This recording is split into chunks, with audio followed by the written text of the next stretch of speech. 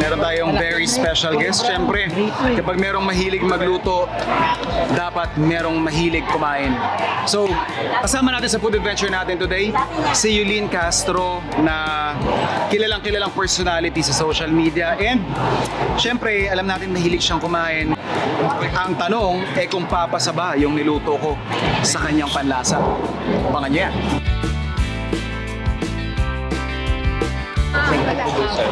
Papaikutin mo lang yung ruleta. Yung bilog na wheel. Alam ko papaikutin. Hindi. Yung bilog na wheel, nandyan yung kung ano yung method ng pagluluto. Yung nasa labas, yung karne.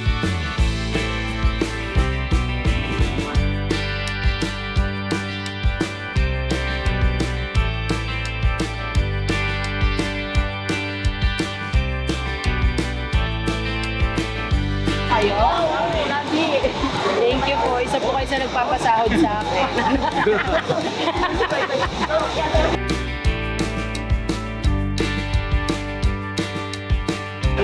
Paangat mo na, boom. Tingnan ko lang taas. Chef, konting ano lang. Paangat mo na, boom. Pangat lang mo yung Hello, Chef! Ayan, kamusta? May mga dala ko. Namalengke ako. Sabi kasi nila, may mga yung bagong segment mo daw, pagluluto mo daw yung mga bisita mo. Oh yes! Kaya nagdala na ako para ipagluto mo. Alam mo, medyo kinabahan ako. Ang rinig ko kasi iluluto mo yung bisita mo. Kaya kinabahan ako pumunta dito.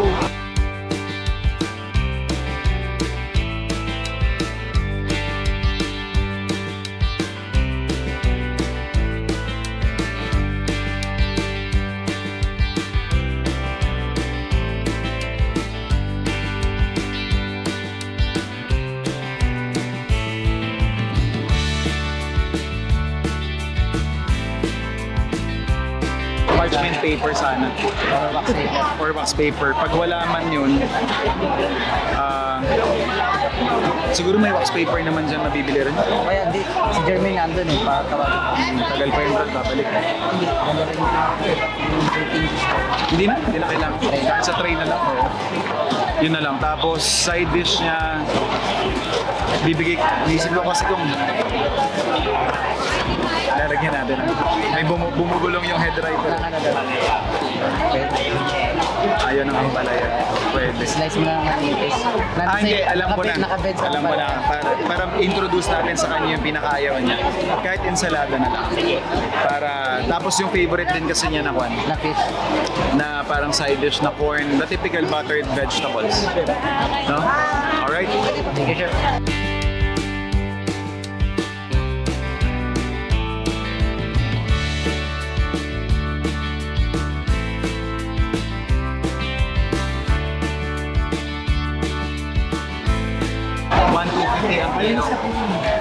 Fillet na siya. Okay. 1,250 po, isang kilo lang. Saan ko baga? Grabe naman pala yung favorite ko.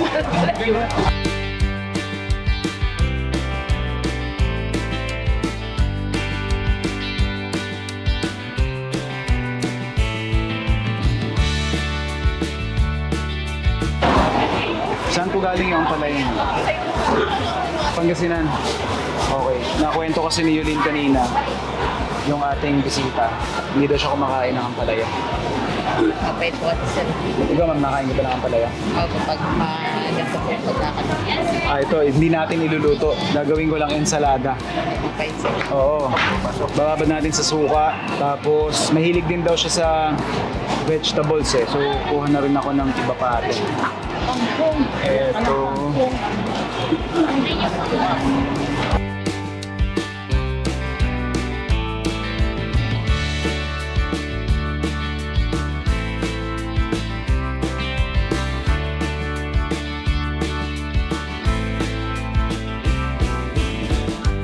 Kanina, naibulong kasi sa akin ni Yulin na pag isda, she'd prefer to eat salmon. And yun nga, mas prefer niya rin or favorite niyang dish for salmon is bake. So pinagawa natin siya ng baked salmon, tapos buttered vegetables daw yung gusto niyang side dish. Pero siguro hindi niya naisip na naikwento rin sa akin na ang hindi niya pinaka gustong kainin ay ampalaya. So syempre hindi naman pwedeng yung gusto lang niya yung masusunod. Kailangan introduce natin yung isa sa mga bagay na hindi niya na-appreciate. Gagawa natin siya ng ensalada, hoping na mag-iba yung perspective niya or mag-iba yung pananaw niya dun sa hindi niya masyadong paboritong ampalaya.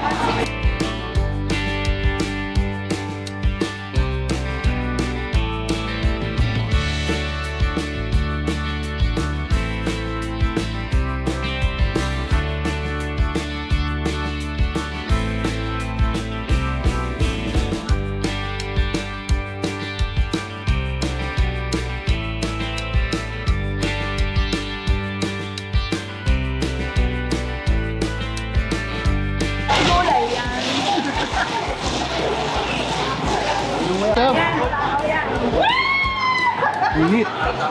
Sana all! Sana all! Sapa siya, sapa siya. Ayos ba? Pumaling na pa nila.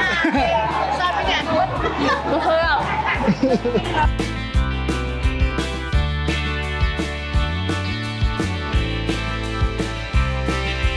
Excited ka na ba sa ampalaya?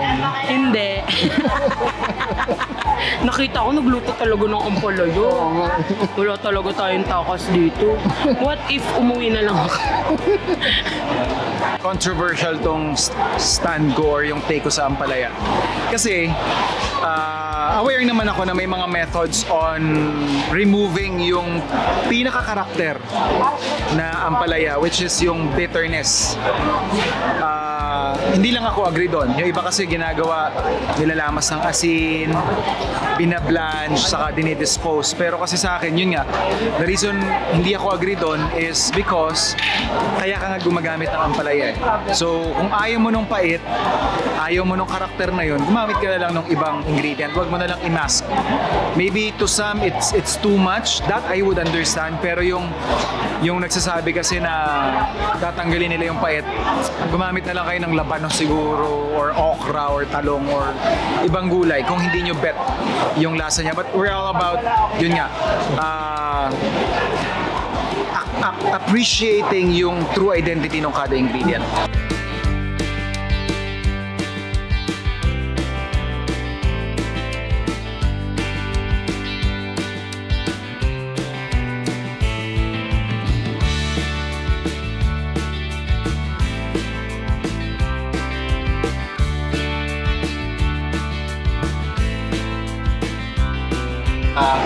Mapagawin namin yung isip mo sa ampalaya. Hindi siya convinced. Dapat pala sinabi ko favorite ko beans. Para yun yung nilagay. Alam ko ba ito sa salmon? Pagagalit na lang po ako. Nag-post talaga ako dun eh. Pero kailangan tikman mo pa rin yung paborito mong ampalaya. Wala po kayong kanin? Tingnan mo muna para as is. Nakain ko lahat. Lahat? Sige na nga.